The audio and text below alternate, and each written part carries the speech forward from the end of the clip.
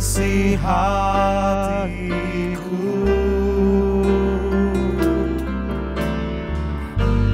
Kemuliaan-Mu Kau janjikan, aku tetap percaya,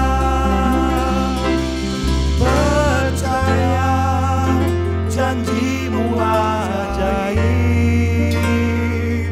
terukir dalam kehidupanku. Ku berserah di dalam kekuatan-Mu, hanya Kau segalanya bagiku.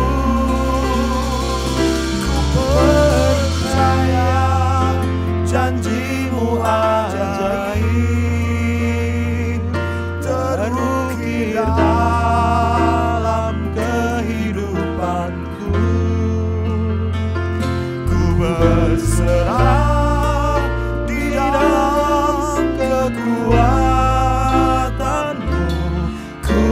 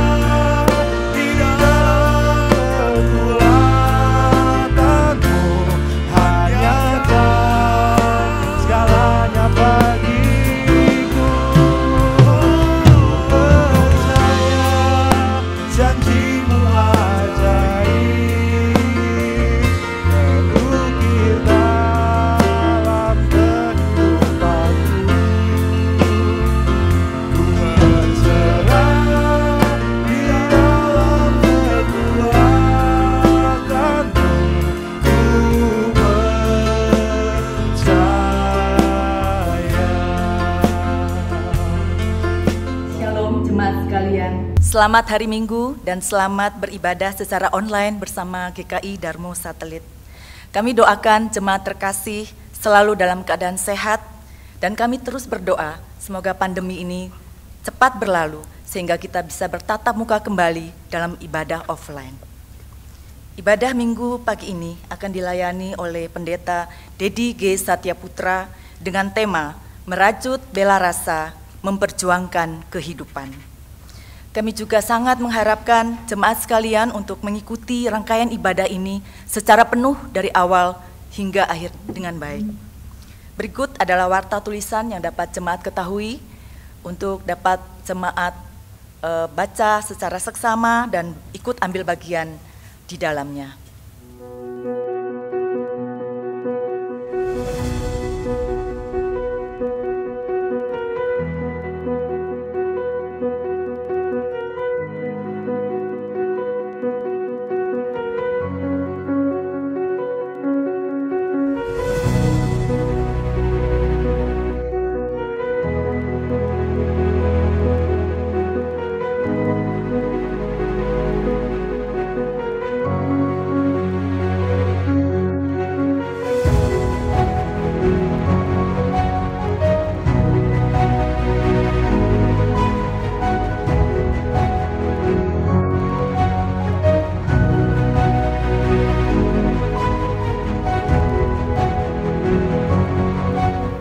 Marilah kita menyiapkan diri untuk memasuki ibadah ini dengan bangkit berdiri dan menyanyikan Hai Kristen Nyanyilah.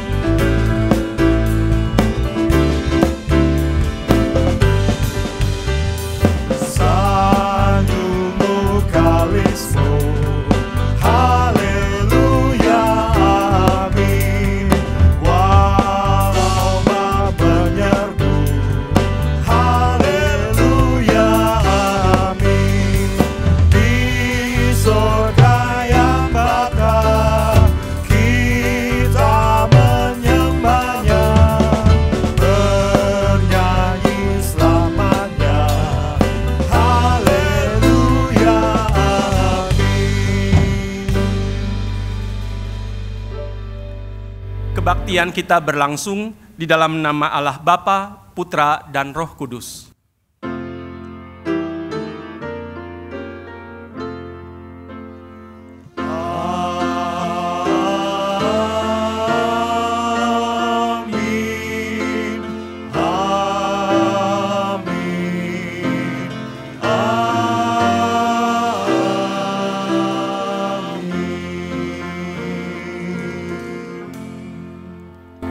Kasih karunia dan damai sejahtera dari Allah Bapa kita dan dari Tuhan kita Yesus Kristus menyertai saudara sekalian. Dan menyertai saudara juga. Shalom jemaat yang dikasihi oleh Tuhan, kita bersyukur masih dianugerahi oleh Tuhan kesehatan, bahkan kesempatan pada hari ini boleh beribadah bersama-sama. Dalam kesempatan ini kita akan menggumuli sebuah tema tentang merajut bela rasa memperjuangkan kehidupan.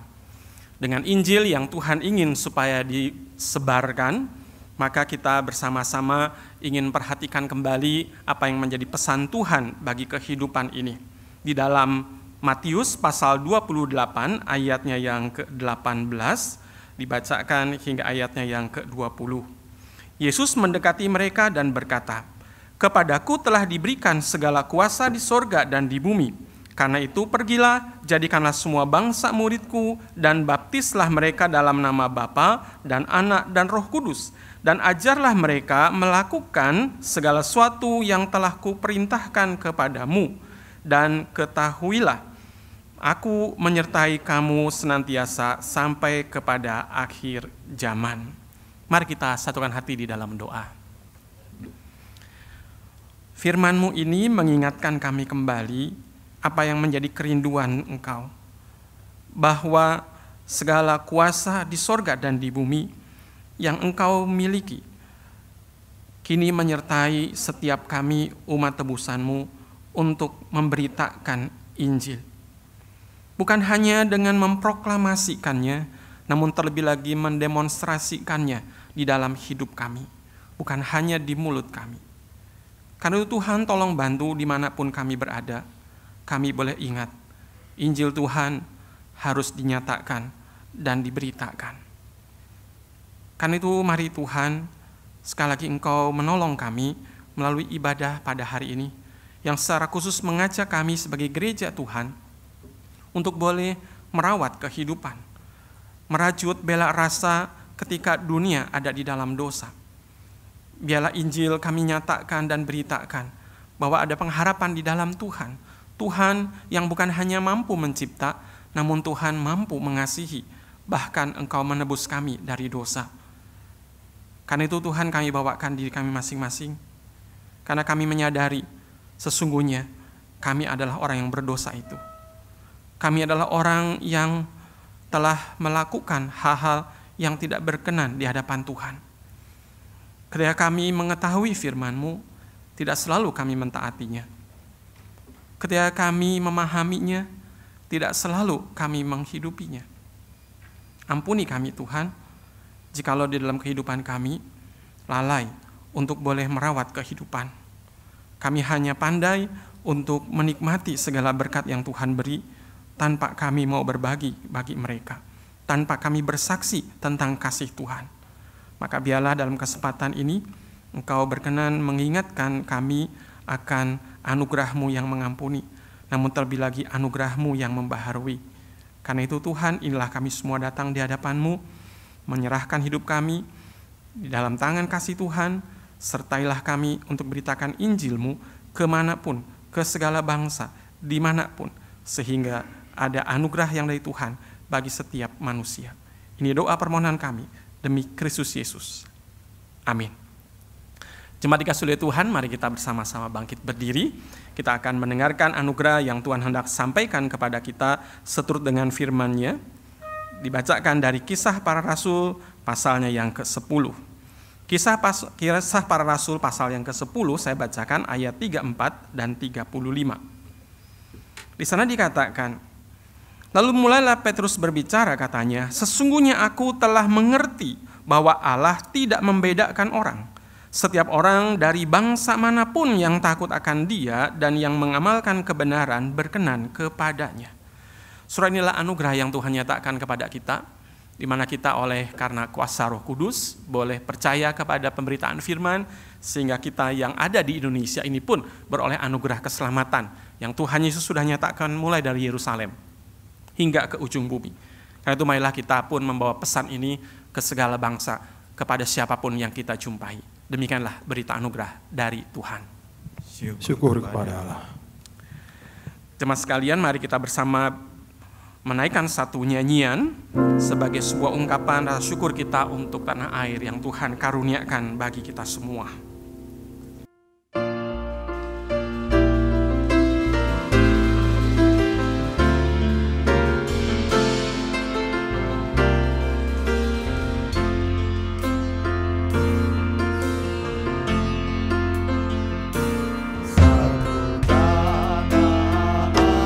Satu dalam bahasa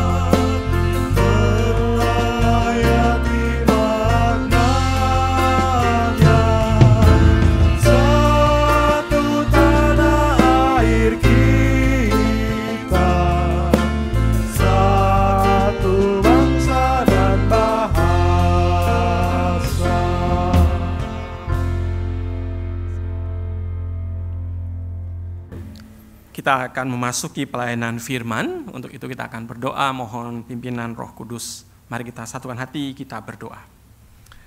Kami sungguh bersyukur dikaruniai Indonesia yang begitu luar biasa. Karena Tuhan tolong bantu kami, bukan hanya untuk menikmatinya, tapi terlebih lagi kami memberkati kehidupan yang Tuhan percayakan bersama bangsa ini. Untuk boleh merajut bela rasa, bahkan memperjuangkan kehidupan, sehingga berkat-berkat yang Tuhan nyatakan dan janjikan ada di dalam bangsa ini, dinikmati oleh semua orang. Melalui gerejamu berkaryalah Tuhan, melalui setiap kami nyatakanlah Tuhan. Karena itu Roh Kudus tolong kami semua untuk boleh memahami firman-Mu, terlebih lagi menghidupinya. Kami seru doa mohon dalam nama Tuhan kami Yesus Kristus. Amin. Mari jemaat sekalian, kita bersama membuka bagian firman Tuhan yang pada kesempatan hari ini dari Kisah Para Rasul pasal yang ke-11 ayat 19 hingga 30. Mari kita membuka, saya akan bacakan bagi saudara sekalian.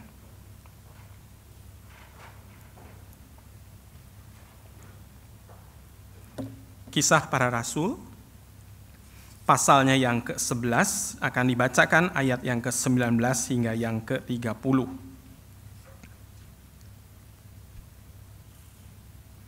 Kalau sudah mendapatinya, saya akan bacakan bagi kita sekalian Kisah Para Rasul pasalnya yang ke-11, mulai ayat yang ke-19 hingga yang ke-30. Di sana LAI memberi judul Barnabas dan Saulus ke Antiokhia. Sementara itu banyak saudara-saudara telah tersebar karena penganiayaan yang timbul sesudah Stefanus dihukum mati. Mereka tersebar sampai ke Fenisia, Siprus, dan Antiokhia. Namun mereka memberitakan Injil kepada orang Yahudi saja. Akan tetapi di antara mereka ada beberapa orang Siprus dan orang Kirene yang tiba di Antiokhia dan berkata-kata juga kepada orang-orang Yunani dan memberitakan Injil bahwa Yesus adalah Tuhan. Dan di tangan Tuhan menyertai mereka, dan sejumlah besar orang menjadi percaya dan berbalik kepada Tuhan. Maka sampailah kabar tentang mereka itu kepada jemaat di Yerusalem, lalu jemaat itu mengutus Barnabas ke Antiokhia. Setelah Barnabas datang dan melihat kasih karunia Allah, bersukacitalah ia. Ia menasihati mereka supaya mereka semua tetap setia kepada Tuhan. Karena Barnabas adalah orang baik, penuh dengan Roh Kudus dan iman.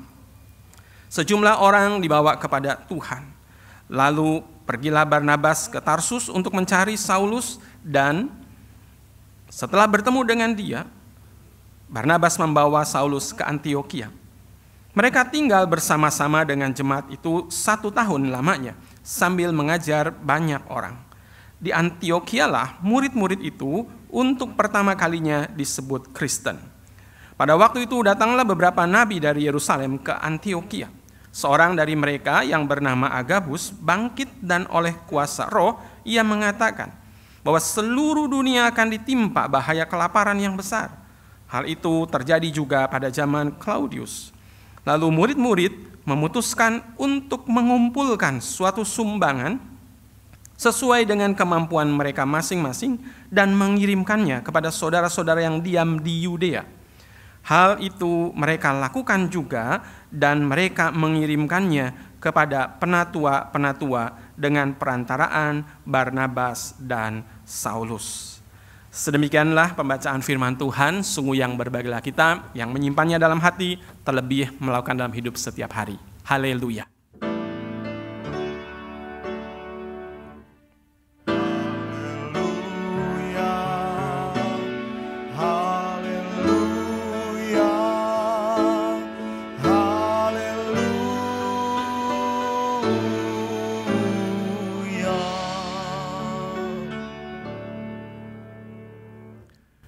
Merajut bela rasa, memperjuangkan kehidupan. Itu adalah tema kita, menjadi salah satu tema di dalam bulan Agustus, bulan kebangsaan. Saudara kasih oleh Tuhan, bulan Agustus selalu menjadi istimewa bagi Indonesia, juga bagi kita, GKI. Karena apa? Karena pada bulan Agustus ini, kita sebagai bangsa Indonesia merayakan HUT yang ke-75, kemerdekaan Indonesia. Tanggal 17 yang lalu.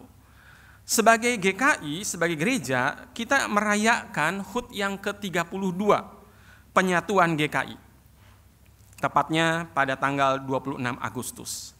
Peristiwa penyatuan GKI, yaitu dari 3 GKI, GKI Jabar, GKI Jateng, dan GKI Jatim, itu menyatu menjadi satu sinode GKI pada tanggal 26 Agustus 1988. Karena itulah hari ini, di dalam bulan Agustus kita merayakan dengan sukacita. Ada 2 perayaan, tetapi yang lebih penting bukan soal perayaan, tetapi soal perubahan. Saudara, di tengah-tengah perayaan yang begitu menyenangkan, menggembirakan, ada yang disayangkan bahwa dalam bulan kemerdekaan ini masih ada juga sebagian anggota masyarakat kita yang mengalami aniaya, tidak mengalami kebebasan di alam kemerdekaan ini. Ada orang yang masih memaksakan keinginan dan kehendak hanya karena berbeda. Berapa waktu yang lalu, tepatnya pada hari Sabtu 8 Agustus, di kota Solo terjadi peristiwa di mana seharusnya orang merasa bergembira karena ada rencana pernikahan pada tanggal 9 Agustus, tapi pada hari Sabtu itu tanggal 8 Agustus terjadi pembubaran paksa, bahkan penganiayaan ketika ada satu keluarga yang hendak melangsungkan acara menjelang pernikahan, atau yang dalam tradisi orang-orang Jawa disebutnya dengan acara midodareni, ya, midodareni. Jadi acara syukuran, acara menyerahkan semua yang akan terjadi di dalam pernikahan, tetapi hari itu justru dibubarkan paksa, dan itu viral di mana-mana. Karena itulah ketika peristiwa ini menjadi gaduh, media memberitakan bahwa 3 anggota keluarga itu sampai mengalami luka, bahkan dilarikan ke rumah sakit. Dan lebih lagi, media memberitakan peristiwa ini adalah sebuah tanda bahwa masyarakat kita Indonesia ini masih juga dihidupi oleh sekelompok orang yang masih terkotak-kotak cara hidup, cara sikap, cara pandangnya, yang dikenal dengan istilah primordialisme, dan diperparah lagi dengan intoleransi. Primordialisme adalah sebuah cara hidup yang terkotak-kotak berdasarkan suku, agama, adat istiadat. Pada dasarnya itu sesuatu yang baik, tetapi ketika itu tidak disikapi dengan bijak, apalagi diperparah dengan intoleransi yang tidak bisa menghormati, apalagi menghargai keberagaman, maka ini menjadi sebuah peristiwa yang menyedihkan. Bagi sekelompok orang ini, keberagaman dianggap penyimpangan. Keberagaman justru ingin diseragamkan. Dan dalam pergumulan inilah kita harus melihat ada sebagian orang yang masih merasa dirinya paling benar dan yang lain salah. Saudara, ini adalah PR kita. Kondisi bangsa kita, bahkan mungkin gereja, mengalami peristiwa dan gaya hidup yang seperti ini. Di tengah-tengah kondisi pandemi, di tengah-tengah kondisi intoleransi, gereja merayakan ulang tahun penyatuan. Indonesia merayakan kemerdekaan. Menjadi pertanyaannya adalah bagaimana gereja mensikapi keadaan di tengah-tengah masyarakat seperti ini. Bahkan mungkin keadaan di dalam gereja. Untuk itu mari kita bersama-sama mempelajari apa yang Tuhan ajarkan dan teladankan di dalam gereja di Antiokhia. Yang menarik sekali, kita melihat bahwa di dalam kehidupan gereja Kristen di Antiokhia, Tuhan menanamkan setidaknya 2 hal seperti yang kita gumulkan di dalam tema kita. Yang pertama adalah gereja Antiokhia adalah gereja yang terbuka. Karena itulah mereka sebagai gereja yang terbuka, mereka membangun jembatan, bukan sekat. Saudara, dalam kehidupan gereja yang dialami di gereja mula-mula atau perdana, kita melihat di sana ada peristiwa yaitu penganiayaan di Yerusalem. Dan itu dilakukan oleh seorang yang bernama Saulus. Itu bisa kita baca dalam Kisah pasal 7, pasal 8. Dan penganiayaan itu tidak menghilangkan, tidak menyurutkan semangat orang-orang Kristen untuk beritakan Injil. Di dalam ayat yang ke-19 yang tadi sudah kita baca dari pasal 11, dikatakan bahwa ketika mereka dianiaya di Yerusalem, mereka pergi ke Antiokhia, mereka tetap memberitakan Injil kepada orang-orang Yahudi. Rupanya jemaat Kristen ini tidak mudah patah semangat. Dari situlah muncul sebuah istilah, semakin dihambat, semakin merambat. Saudara, itu yang menjadi semangat bagaimana gereja ini masih boleh terus bertumbuh, semakin teguh. Setelah Stefanus mati, memang tragis di rajam batu, justru jemaat semakin menyebar ke berbagai daerah. Mereka ada yang pergi ke utara, yang dikatakan di sana pergi ke Venesia, ke Siprus, dan Antioquia. Antioquia ini adalah salah satu kota pelabuhan, kota yang begitu ramai dengan berbagai kebudayaan, karena dari begitu banyak orang tempat berdatangan, mereka berdagang. Waktu itu diperkirakan pada zaman para rasul ada sekitar 500.000 orang di dalam kota ini. Dan inilah salah satu dari 3 kota besar di dalam kekaisaran Romawi pada zaman itu. Kesanalah dikatakan para pengikut Kristus, atau yang kemudian disebut di situ adalah Kristen. Inilah pertama kali murid-murid Tuhan disebut sebagai Kristen. Jadi sebenarnya Kristen ini bukan sebuah istilah yang kita buat sendiri, tapi itu sebetulnya adalah ucapan penilaian yang diberikan oleh orang lain. Di dalam Perjanjian Baru disebutkan 3 kali. 2 kali dalam Kisah Rasul dan 1 kali lagi di dalam surat 1 Petrus. Disebutkan Kristen. Artinya pengikut Kristus atau Kristus kecil. Saudara, di dalam kehidupan gereja di Antioquia, yang menarik adalah Injil itu diberitakan menembus batas wilayah. Injil itu bahkan lintas suku dan budaya. Disinilah wujud gereja yang terbuka, sifat gereja yang terbuka. Tuhan memakai orang-orang yang biasa, bukan para rasul. Aniaya yang mereka alami telah membuat jemaat menyebar kemana-mana.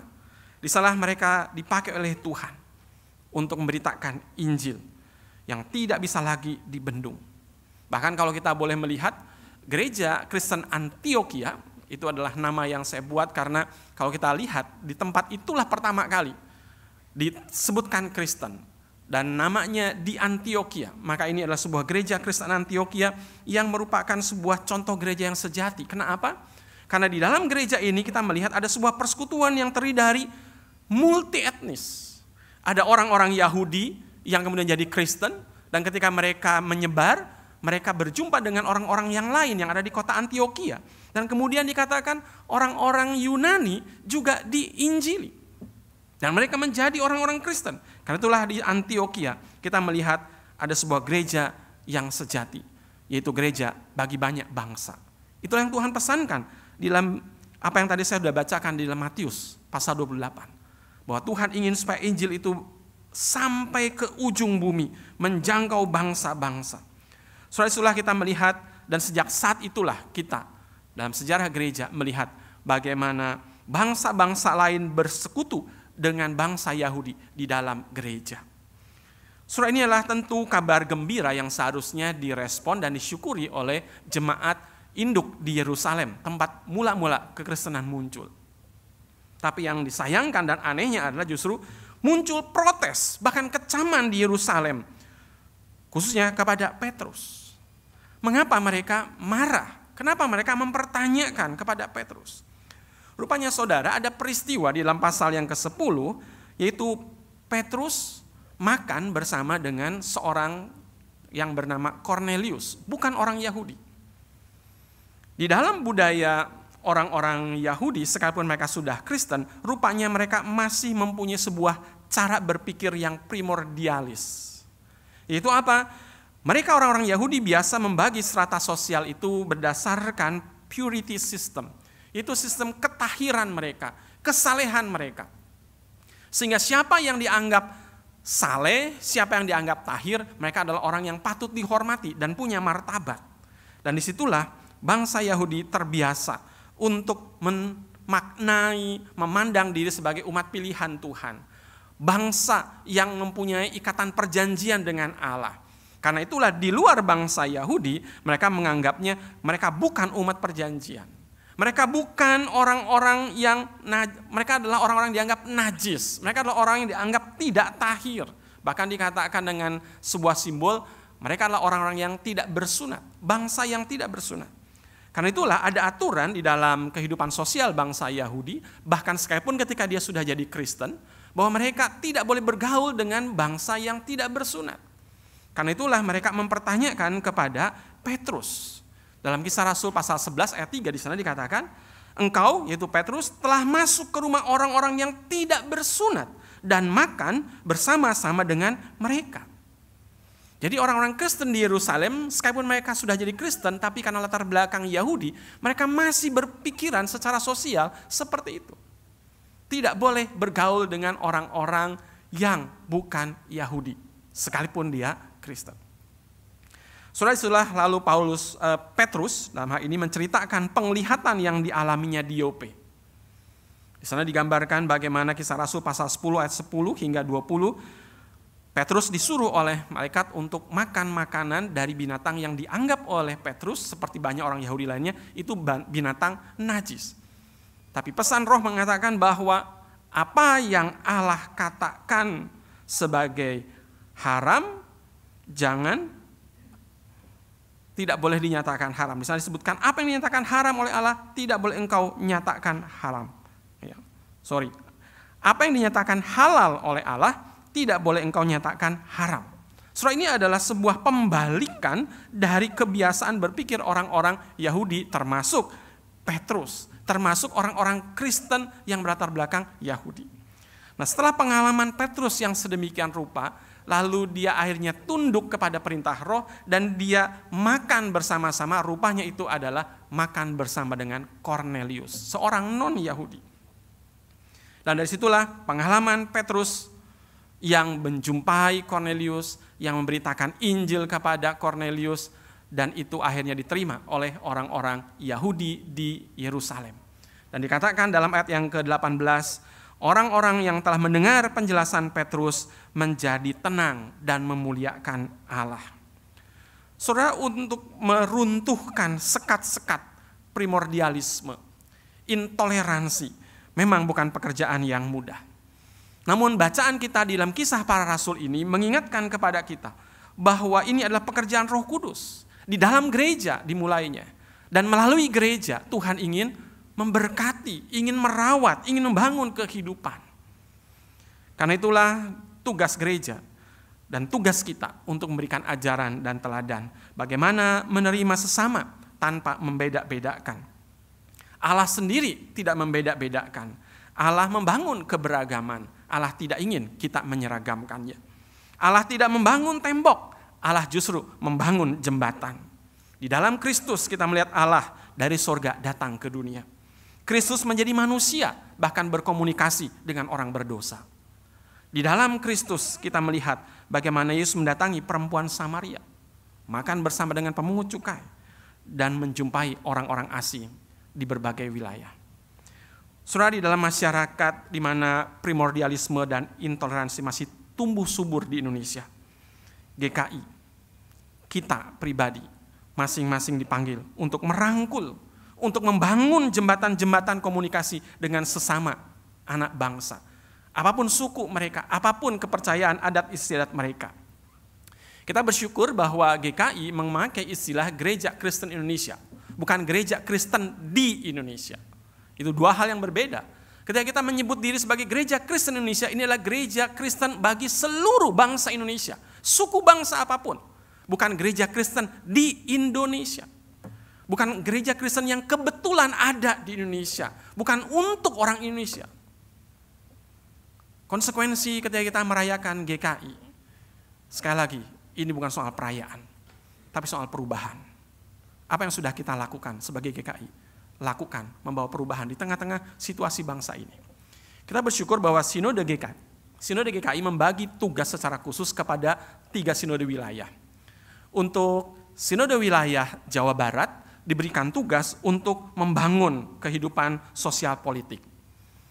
Untuk Sinode wilayah Jawa Tengah diberikan tugas untuk membangun diakonia yang transformatif. Dan kita, Sinode wilayah Jawa Timur, diberi tugas secara khususnya untuk membangun lingkungan. Itu sebabnya kenapa GKI Sinode Wilayah Jawa Timur peduli dengan lingkungan. Memelihara das air Brantas, ya, daerah aliran sungai Brantas, supaya air debitnya itu tinggi sehingga ketika waduk di Malang Selatan, Karangkates itu bisa menghasilkan listrik yang besar untuk seluruh Pulau Jawa, bahkan untuk Bali. Dengan cara apa? Kita mendampingi petani-petani di Batu, supaya mereka merawat tanah, tidak menebang sembarangan hutan, supaya ada sumber-sumber air yang tetap terpelihara. Dalam masa pandemi ini, Sinode Wilayah Jawa Timur bersyukur ketika ada kesulitan dan pergumulan teman-teman kita para petani, ketika mereka kesulitan untuk memasarkan barang-barang hasil panen mereka, dengan segera membentuk yang namanya ijol market. Bagi saudara yang sedang mengambil itu kesempatan, saudara sebetulnya sedang merawat kehidupan, sedang membangun bersama-sama sebagai satu gereja. Saudara, itu adalah salah satu bagian bagaimana kita coba merangkul dan membangun kehidupan bersama-sama, merawat bersama-sama. Disitulah kita hari ini diajak kembali untuk melihat bukan seberapa banyak perayaan-perayaan yang sudah kita lakukan, tapi seberapa banyak perubahan-perubahan yang sudah kita tunjukkan. Yang kedua, gereja Kristen Antiokhia mempunyai keunikan dan kelebihan adalah menjadi gereja yang berbela rasa. Berbela rasa. Mereka adalah gereja yang simpati, mereka mempunyai empati. Ketika ada kesulitan dan pergumulan, mereka bukan hanya terbuka, tetapi mereka mau berbagi. Mereka berbela rasa. Saudara, dari ayat ke-17 kita mengetahui bahwa Antiokhia telah menjadi sebuah tempat pengungsian bagi banyak orang-orang percaya dari Yerusalem dan dari beberapa wilayah yang lain. Gereja bahkan telah menjadi tempat di mana ketika kedamaian mulai terasa, digambarkan di sana dalam ayat yang ke-31, bahwa Barnabas, Saulus tinggal 1 tahun, lalu mereka bersama-sama membangun gereja Kristen Antiokhia. Dikatakan bahwa di situ terjadi peristiwa ketika datanglah berita, nubuatan bahwa ada kelaparan yang akan melanda seluruh dunia. Surah istilah seluruh dunia di sana menggambarkan wilayah dari Kekaisaran Romawi. Dan itu betul terjadi peristiwa itu. Dan terjadi juga di jemaat Yerusalem. Kita tahu nanti di dalam surat Korintus digambarkan bagaimana berbagai provinsi-provinsi di luar Yudea, di luar Yerusalem, mereka semua juga mengumpulkan dana untuk membantu. Dan di sini termasuk Antiokhia yang digambarkan segera mereka mengumpulkan bantuan untuk saudara-saudara mereka yang ada di Yudea. Jadi menggambarkan ini sebuah provinsi Yudea, ibu kotanya Yerusalem. Sebuah pelayanan yang begitu luas dan itu tepat guna. Pertanyaannya adalah kenapa mereka mau membantu? Padahal Antiokhia ini adalah sebuah gereja yang bukan berbasiskan orang-orang Yahudi saja, tapi multi ras. Kenapa mereka yang dulu disingkirkan oleh orang-orang Yahudi yang primordial, kenapa kok mau menolong Yerusalem, mau menolong Yudea? Saudara, mungkin kita pada dasarnya manusia lebih senang ditolong daripada menolong. Lebih senang menerima daripada memberi. Ada istilah di dalam kehidupan sosial itu dengan istilahnya teori pertukaran sosial, social exchange theory.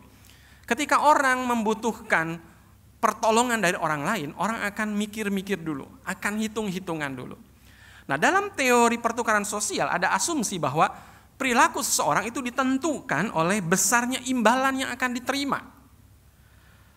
Pengorbanannya diminimalisir, ya, disedikitkan, dikurangi sebanyak mungkin, tapi keuntungan diperbesar. Itu teori pertukaran sosial. Salah satu bentuk imbalan yang sering diharapkan adalah ketika dia merasa punya harga diri yang menjadi lebih terhormat, lebih terpandang, merasa bermurah hati, dipandang sebagai orang yang kaya, atau juga ada perasaan tentang bagaimana ketika dia telah memberi, dia berharap satu hari itu menjadi sebuah investasi kebaikan yang akan dibalaskan orang lain. Saudara, di dalam pergumulan inilah orang-orang yang memakai teori pertukaran sosial akan mempertimbangkan untung rugi waktu menolong. Ketika gereja hari ini dipandang sebagai sebuah tempat di mana banyak orang yang mungkin punya kedudukan, punya kekayaan, punya pengetahuan dan segala macam hal, lalu ketika gereja diajak dan diminta bantuan, kira-kira apa yang akan dilakukan oleh gereja? Dan gereja itu adalah kita. Apa yang akan kita lakukan ketika kehidupan meminta bantuan? Apakah muncul teori pertukaran sosial? Saya akan menolong kalau engkau tolong saya. Saya akan membantu, satu hari saya harap engkau membantu saya. Timbal balik, jual beli. Apakah seperti itu? Saudara, silah kita melihat bahwa gereja Antiokhia tidak seperti itu. Gereja Antiokhia juga sedang mengalami kesusahan. Kelaparan itu terjadi di seluruh dunia, termasuk di wilayah Antiokhia. Tapi pun demikian mereka dikatakan mereka mau memberi, tetap mengumpulkan bantuan untuk Yudea yang dulunya tidak peduli dengan mereka. Maka di sini kita lihat gereja Antiokhia bukanlah gereja yang egosentris, yang bukan memikirkan dirinya sendiri di dalam pusat kesulitan dan pergumulan. Tapi gereja Antiokhia ini adalah gereja yang dikatakan bersikap altruitis. Apa itu altruitis? Altruitis adalah tindakan yang keluar dari rasa prihatin terhadap orang lain. Kata alter itulah artinya orang lain. Maka sikap ini adalah sikap yang mementingkan kesejahteraan orang lain. Mereka tidak sejahtera melihat orang lain susah. Karena itulah gereja Antiokhia secara serentak mengumpulkan bantuan, sekalipun dikatakan sesuai dengan kemampuan mereka. Saudara, silah kita melihat bagaimana Antiokhia tetap menjadi jemaat yang semangat untuk menolong saudara-saudara mereka di Yudea. Sekalipun mereka, orang-orang Antiokhia, tidak berhutang apapun kepada Yudea. Sekalipun orang-orang Antiokhia tidak pernah mendapat bantuan apapun dari Yerusalem. Tetapi disitulah justru Antiokhia menjadi contoh bagaimana menjadi gereja yang berbela rasa, yang membangun kehidupan. Pertama, menjadi gereja yang terbuka. Kedua, menjadi gereja yang berbela rasa. Karena saudara, biarlah kita semua boleh belajar bersama-sama. Di tengah-tengah suasana kita mensyukuri bahwa GKI Tuhan telah satukan selama 32 tahun. Tuhan tempatkan di tengah-tengah bangsa ini yang hari ini sedang merayakan kemerdekaan, tetapi masih juga diwarnai dengan primordialisme, masih ada intoleransi. Kita diajak untuk bersama-sama menjadi gereja yang tidak eksklusif, tapi mari kita terbuka, kita berbela rasa, karena inilah cara supaya kita menunjukkan bahwa Injil bukan hanya untuk diproklamasikan, tapi didemonstrasikan di dalam dan melalui gereja. Kiranya Tuhan dipermuliakan dan berkat-Nya atas kita semua. Amin.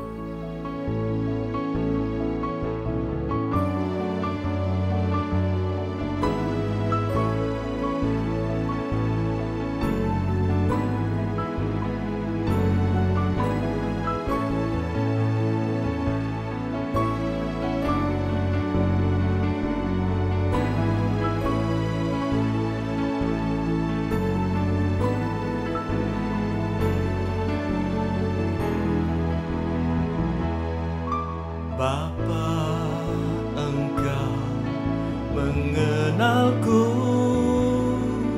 lebih dari siapapun. Engkau tahu ceritaku dan isi hatiku.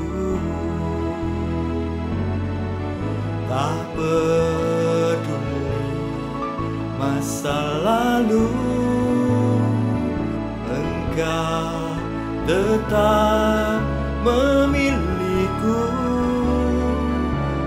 Ubahkanku, sempurnakan, jadi karya yang indah. Kini aku percaya tiada yang mustahil bagimu. Kuasa-Mu kuatkanku, dasarku berharap. Kini aku berserah pada rancangan-Mu bagiku. Ku ikuti panggilan-Mu, kan setia sampai akhir hidupku.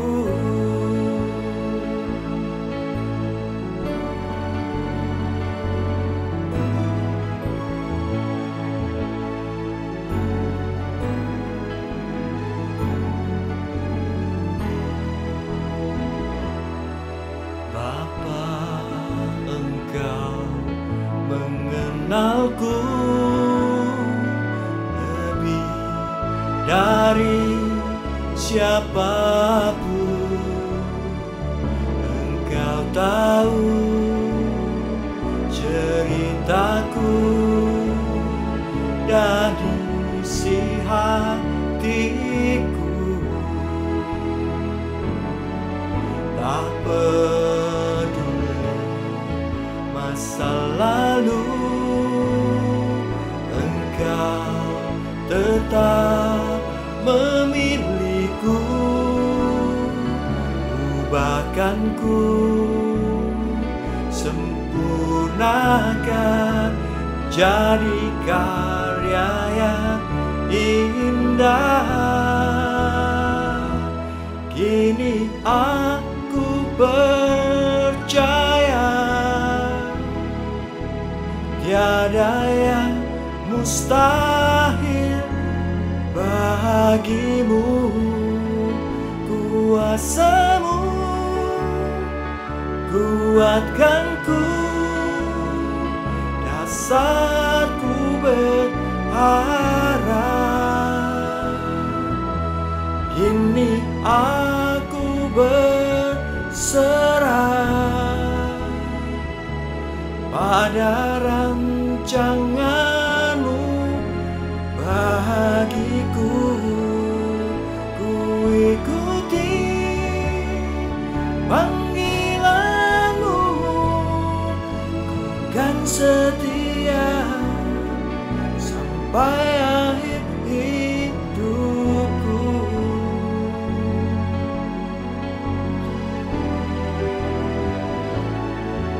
Ku ikuti panggilanmu, ku kan setia sampai akhir hidupku.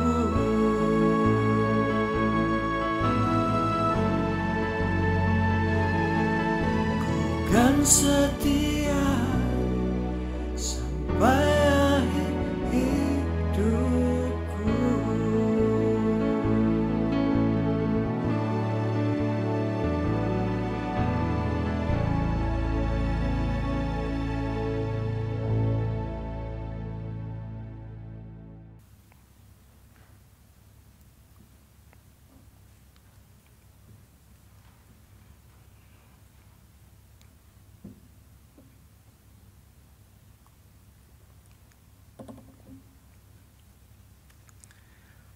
Selanjutnya kita akan memasuki pelayanan pengakuan iman percaya atau CD. Karena itu seharusnya kepada 4 saudara kita yang akan mengaku percaya, saya hendak menyampaikan pengantar untuk pelayanan atas saudara sekalian demikian. Kini akan dilayankan pengakuan percaya bagi saudara-saudara yang pada waktu lampau telah menerima sakramen baptisan kudus, yaitu tanda dan meterai yang kelihatan atas perjanjian yang diikat Allah dengan umatnya, dan yang menjadikan saudara-saudara anak-anak Allah untuk memberikan suatu kehidupan yang baru, yang bersih dari dosa, dengan mempersatukan dalam kematian dan kebangkitan Yesus Kristus. Saat ini setelah saudara-saudara dewasa dengan pertolongan Roh Kudus akan menyatakan pengakuan percaya di hadapan Tuhan dan jemaat. Melalui pengakuan percaya, mereka menjadi satu anggota dewasa di dalam tubuh Kristus yang secara penuh berperan serta mengerjakan misi Allah dengan mewujudkan persekutuan serta melaksanakan kesaksian dan pelayanan. Roh Kudus akan memimpin, mengingatkan, dan mendorong untuk berperan serta dalam melaksanakan misi Allah itu di tengah dunia. Roh Kudus jugalah yang akan terus-menerus membaharui kita sehingga kelak dengan tidak bercacat celah kita menghadap Tuhan dan dipersatukan dengan jemaat Yesus Kristus di dalam kehidupan kekal. Karena itu mari kita bersyukur untuk pengakuan percaya akan dilakukan oleh saudara-saudara kita ini. Mari kita berdoa. Kami bersyukur dan memuliakan nama-Mu ya Bapa yang Maha Pengasih. Engkau telah menebus segala dosa kami melalui karya keselamatan-Mu di dalam Kristus dan memberikan kepada kami hidup yang baru. Kami bersyukur kepadamu karena Engkau telah memeteraikan keselamatan anugerah-Mu itu pada saudara-saudara kami melalui baptisan yang telah mereka terima. Melalui baptisan itu engkau juga telah mempersekutukan mereka menjadi bagian dari tubuh Kristus, gerejamu, dan mengutus mereka menjadi pelayan-pelayan dan saksi-saksimu di tengah dunia. Kami juga bersyukur atas kuasa Roh Kudus yang menjadikan mereka anggota-anggota dewasa dari gerejamu melalui pengakuan percaya yang akan mereka lakukan hari ini. Mampukan mereka untuk makin mengasihi dan melayani engkau, untuk memperjuangkan keadilan dan perdamaian dunia. Kami bersyukur di dalam Kristus, Kepala Gereja. Amin. Saya persilahkan keempat calon untuk berdiri di tempat masing-masing. Silakan berdiri di tempat masing-masing. Saudara-saudara, sekarang akan dilayankan pengakuan iman percaya atau CD bagi saudara. Supaya nyata di hadapan jemaat, saya mengundang saudara untuk menyatakan iman saudara masing-masing sesuai dengan pertanyaan yang akan saya sampaikan. Setelah pertanyaan ini, saya nanti akan menanyakan dan silakan saudara masing-masing menjawab. Percayakah saudara kepada Allah Bapa, pencipta dan pemelihara kita, kepada Yesus Kristus anaknya Tuhan dan Juru Selamat kita, dan kepada Roh Kudus yang membaharui kehidupan kita? Kedua, apakah saudara dengan tulus hati dan dengan segenap jiwa berjanji memegang pengakuan itu dengan meninggalkan hidup lama, hidup mengikut Yesus Kristus sebagai Juru Selamat dan menjadi saksinya? Ketiga, apakah saudara percaya bahwa Alkitab Perjanjian Lama dan Perjanjian Baru adalah firman Allah yang menunjukkan jalan keselamatan di dalam Tuhan Yesus Kristus? Yang keempat, apakah saudara dengan sungguh-sungguh ingin menjadi anggota gereja Tuhan dan bersedia menerima tugas pengutusannya, yaitu dengan setia mengambil bagian dalam mewujudkan persekutuan serta melaksanakan pelayanan dan kesaksian? Yang kelima, apakah saudara berjanji untuk menerima dan mentaati ajaran dan tata gereja GKI? Untuk itu saya hendak menanyakan kepada masing-masing saudara. Pertama saya menanyakan, apakah jawaban saudara Ang Ai Kiau? Ya, saya percaya dan berjanji. Apakah jawaban saudara Sisilia Dewi Triana? Ya, saya percaya dan saya berjanji. Apakah jawaban saudara Joni Prayitno? Ya, saya percaya dan berjanji. Apakah jawaban saudara Yohanes Wibowo? Ya, saya percaya dan berjanji. Saya mengundang jemaat sekalian untuk berdiri, kita akan bersama-sama mengungkapkan pengakuan iman rasuli. Bersama umat Tuhan di sepanjang abad dan tempat, marilah kita membarui semangat iman kita dengan menyatakan iman percaya kita sambil berdiri dan mengucapkan, aku percaya kepada Allah, Bapa yang Maha Kuasa, Khalik langit dan bumi, dan kepada Yesus Kristus, anaknya yang tunggal, Tuhan kita, yang dikandung dari Roh Kudus, lahir dari anak darah Maria, yang menderita sengsara di bawah pemerintahan Pontius Pilatus, salibkan, mati dan dikuburkan, turun dalam kerajaan maut. Pada hari yang ketiga, bangkit pula dari antara orang mati, naik ke sorga, duduk sebelah kanan Allah, Bapa yang Maha Kuasa, dan dari sana Ia akan datang untuk menghakimi orang yang hidup dan yang mati. Aku percaya kepada Roh Kudus, gereja yang kudus dan am, persekutuan orang kudus, pengampunan dosa, kebangkitan orang mati, dan hidup yang kekal. Amin. Silahkan duduk kembali. Selanjutnya kita akan memasuki pelayanan pengakuan percaya atau CD, dan nanti nama yang saya panggil silahkan untuk berlutut di altar dan mengaku percaya.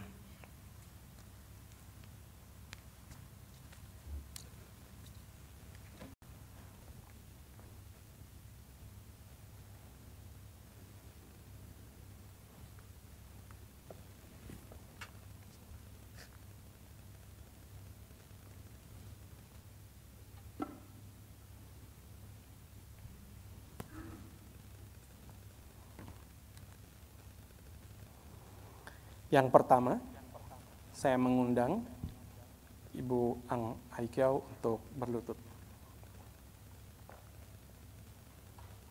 Silakan berlutut.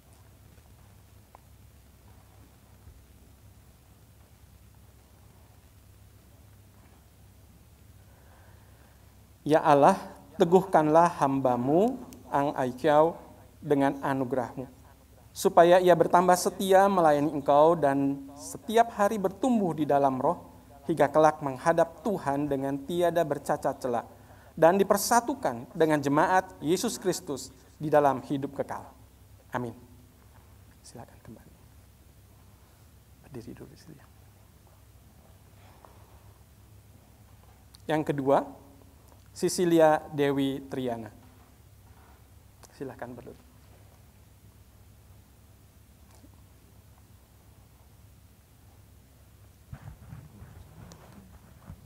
Ya Allah, teguhkanlah hamba-Mu Cecilia Dewi Triana dengan anugerah-Mu, supaya ia bertambah setia melayani Engkau dan setiap hari bertumbuh di dalam roh hingga kelak menghadap Tuhan dengan tiada bercacat celah dan dipersatukan dengan jemaat Yesus Kristus dalam hidup kekal. Amin. Silakan bergabung. Yang ketiga, Saudara Joni Prayitno, silakan berlutut.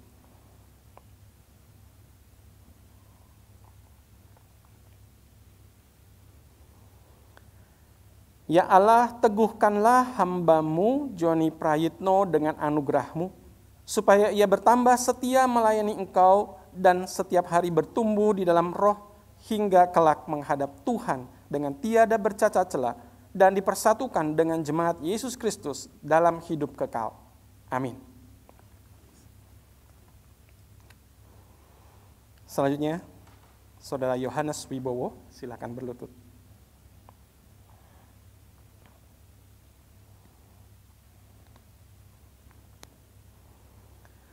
Ya Allah, teguhkanlah hamba-Mu Yohanes Wibowo dengan anugerah-Mu, supaya ia bertambah setia melayani Engkau dan setiap hari bertumbuh di dalam roh hingga kelak menghadap Tuhan dengan tiada bercacat celah dan dipersatukan dengan jemaat Yesus Kristus dalam hidup kekal. Amin. Silakan. Tetap berdiri, saudara.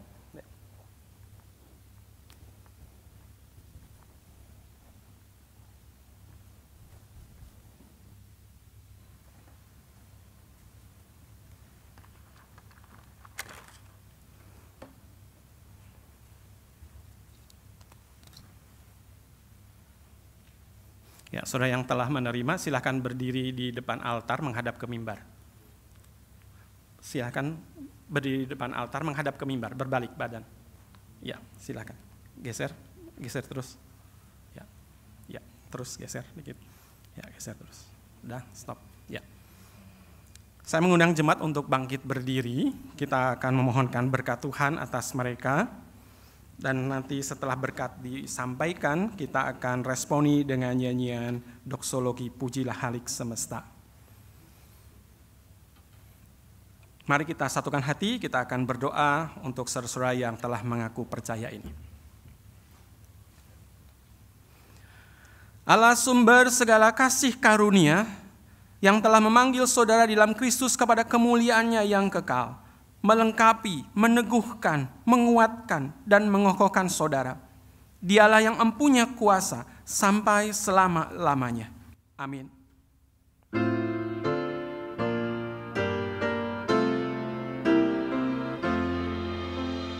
Pujilah Halik semesta, sumber segala kurnia, surga dan bumi puji terus Sang Bapa, Putra, Roh Kudus. Amin.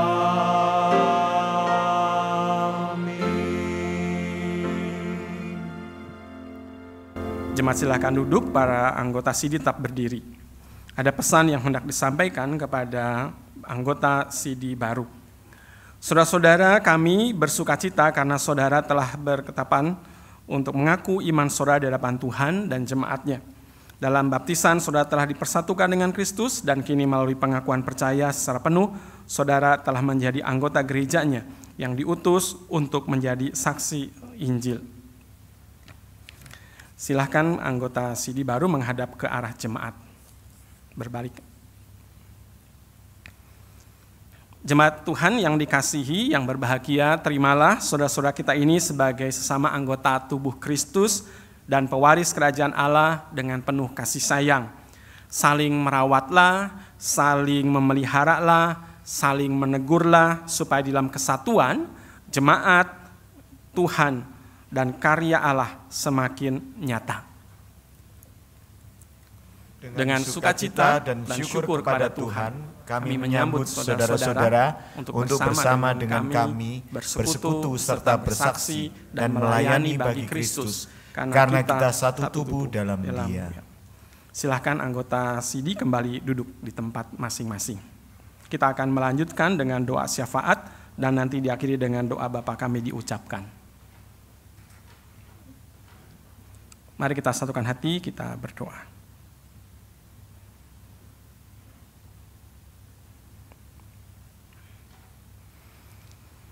Bapa dalam surga, kami mengucapkan syukur dan terima kasih. Secara khususnya di dalam bulan Agustus, bulan kemerdekaan, bulan kebangsaan, kami boleh bersama-sama mensyukuri untuk banyak peristiwa yang Tuhan izinkan menjadi bagian dalam kehidupan gereja Tuhan, menjadi bagian dalam kehidupan bangsa kami. Seharusnya untuk perayaan-perayaan yang boleh kami lakukan, kiranya itu sungguh boleh membawa perubahan-perubahan yang Tuhan inginkan. Kami berterima kasih untuk hari ulang tahun ke-75 kemerdekaan Indonesia. Bersyukur untuk alam indah yang mempesona, untuk 1128 suku bangsa yang beraneka, untuk budaya yang sungguh kaya. Tolong kami bukan hanya mensyukurinya, tapi lebih lagi kami sebagai anak bangsa menghayati, menghidupi arti satu tanah air, satu bangsa, satu bahasa, Indonesia. Kami juga bersyukur dalam bulan Agustus ini sebagai gereja merayakan hari ulang tahun yang ke-32 penyatuan GKI pada tanggal 26 Agustus ini. Ini adalah momen yang tepat bagi kami sebagai gereja Tuhan untuk berefleksi, memeriksa diri sejauh mana visi penyatuan GKI ini telah dirasakan dampaknya di dalam gereja, melalui gereja untuk masyarakat bahkan bangsa ini. Karena Tuhan, kami berdoa dan menyerahkan untuk peristiwa penyatuan GKI yang telah kami hayati dan jalani 32 tahun ini. Ada begitu banyak cerita baik, cerita buruk, keberhasilan, kegagalan. Ada saat kami bersyukur, ada saat kami tersungkur. Ada cerita kesetiaan, ada cerita ketidaktaatan. Namun yang utama dalam 32 tahun GKI adalah cerita penyertaan Tuhan. Pekerjaan Tuhan, sang pemilik gereja. GKI bukan gereja yang sempurna, tapi dalam ketidaksempurnaannya Tuhan bekerja melalui GKI dengan sangat luar biasa. Terima kasih Tuhan. Wujudkanlah dan nyatakanlah kerinduan-Mu supaya gereja GKI sungguh boleh menjadi gereja yang terbuka bagi segala bangsa, menyapa semua orang. Menjadi gereja yang berbela rasa di tengah kesulitan bangsa, kehidupan ini boleh kami rawat, bahkan kami kuatkan. Karena kami saat ini berdoa untuk mereka yang sakit, mereka yang lemah tubuh. Biarlah Tuhan sendiri menolong dan berkati supaya mereka melalui keluarga, melalui jemaat ini boleh terpelihara dan dikuatkan. Kami doakan untuk jemaat di dalam pekerjaan, di dalam studi anak-anak yang harus dilakukan daring, untuk masa depan keluarga, untuk mereka yang hendak membangun kehidupan bersama. Mari Tuhan, peliharalah dan berkaryalah dan muliakanlah nama-Mu di dalam dan melalui kehidupan masing-masing kami. Kami secara khusus juga berdoa dan bersyukur untuk saudara-saudara yang boleh mengaku percaya dalam kesempatan ini. Biarlah Tuhan juga terus menyertai dan melengkapi mereka untuk boleh memuliakan nama Tuhan, bersaksi dan hidup mereka boleh menjadi karya nyata bagaimana Tuhan telah membaharui hidup mereka. Tuhan memakai mereka untuk memberkati kehidupan. Kami juga berdoa dan bersyukur untuk teman-teman tim ibadah online yang terus setia melayani dalam setiap ibadah, berkati dan terus lengkapi karya layanan mereka, sehingga jadi saluran berkat Tuhan yang memelihara dan menguatkan jemaat semua. Terima kasih Tuhan, terima kasih. Kami serahkan dan serukan doa kami ini bersama dengan doa yang Tuhan ajarkan kepada kami. Bapa kami yang di sorga, dikuduskanlah nama-Mu, datanglah kerajaan-Mu, jadilah kehendak-Mu di bumi seperti di sorga. Berikanlah kami pada hari ini makanan kami yang secukupnya, dan ampuni kami akan kesalahan kami, seperti kami juga mengampuni orang yang bersalah pada kami. Dan jangan bawa kami dalam pencobaan, tapi lepaskanlah kami dari yang jahat. Karena Engkau yang punya kerajaan dan kuasa dan kemuliaan sampai selama-lamanya. Amin. Jemaat yang terkasih, kini tiba saatnya kita untuk memberikan persembahan kita kepada Tuhan sebagai wujud ungkapan syukur kita kepadanya. Bagi jemaat yang rindu untuk memberikan persembahan melalui gerejanya, dapat memberikan persembahan pada nomor rekening atau QR Code yang tertera pada layar ini. Dasar persembahan kita terambil dari 1 Tawarik 29 ayat ke-9 yang berbunyi, bangsa itu bersuka cita karena kerelaan mereka masing-masing, sebab dengan tulus hati mereka memberikan persembahan sukarela kepada Tuhan. Juga Raja Daud sangat bersuka cita.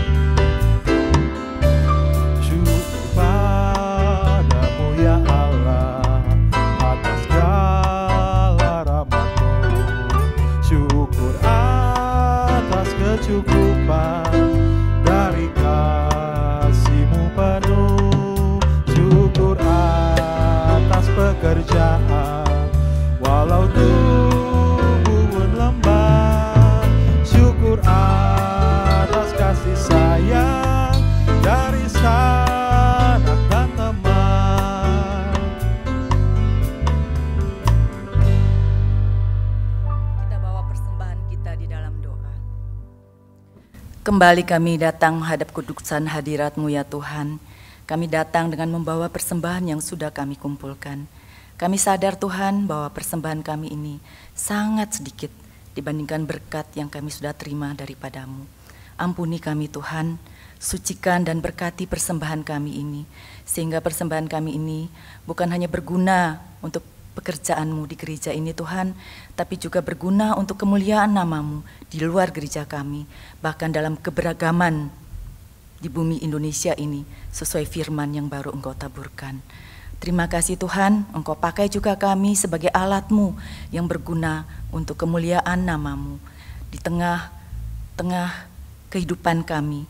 Dengan siapapun Engkau tempatkan kami berada di sisi mereka, pakailah kami menjadi alat kepanjangan tangan-Mu Tuhan. Terima kasih Bapa, doa ini kami naikkan hanya dalam nama Yesus Kristus, Tuhan dan Juru Selamat kami yang hidup. Amin.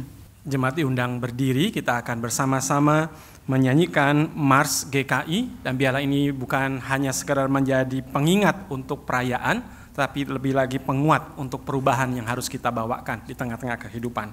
Berderaplah satu.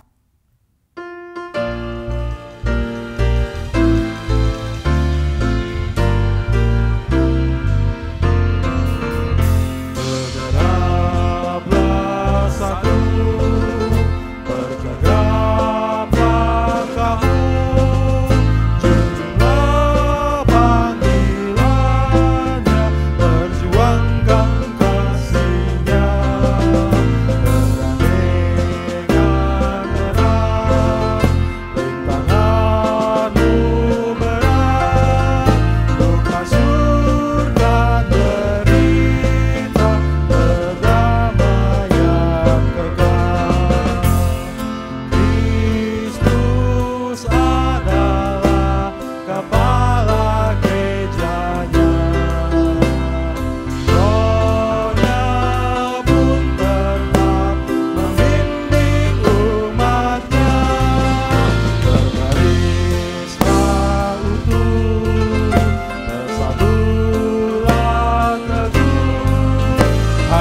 seluruh gereja Kristen Indonesia.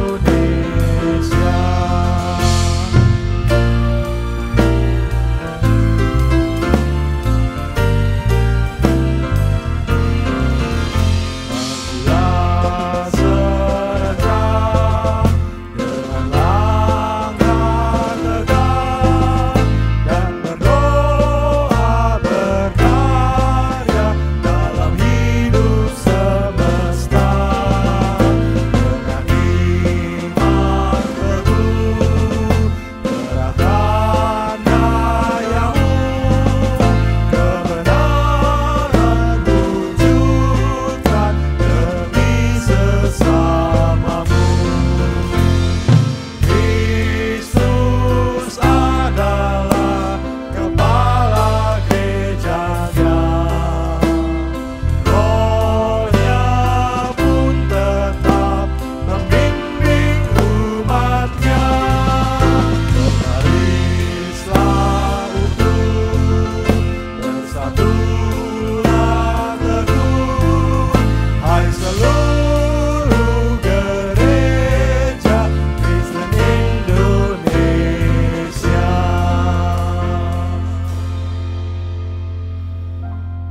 Karena itu Gereja Kristen Indonesia, arahkanlah hatimu kepada Tuhan. Kami mengarahkan hati kami kepada Tuhan. Jadilah saksi Kristus. Syukur kepada Allah, Terpujilah Tuhan. kini dan selamanya. Terimalah berkat-Nya. Tuhan memberkati engkau dan melindungi engkau. Tuhan menyinari engkau dengan wajah-Nya dan memberi engkau kasih karunia. Tuhan menghadapkan wajah-Nya kepadamu dan memberi setiap engkau damai sejahtera-Nya. Amin.